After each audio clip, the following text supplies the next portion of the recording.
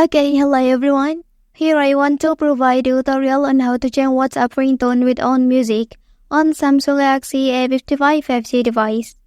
Well, changing your WhatsApp ringtone to your own music allows you to personalize your messaging experience and make it more enjoyable.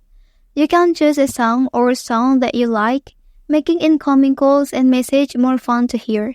So let's go to the tutorial. Okay, first thing first, you have to add your own music to the ringtone list. Well, open Settings menu. So here, select Sounds and Vibration. After that, tap on Ringtone menu and click plus icon here. Okay, so select your own music. Click Done.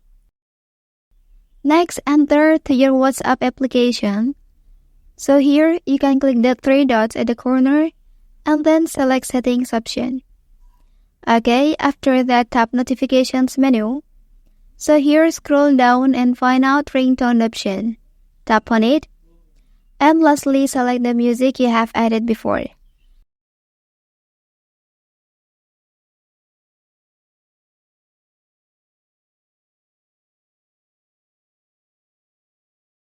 Well, that's the tutorial on how to change WhatsApp ringtone with on music on Samsung Galaxy A55 5G device.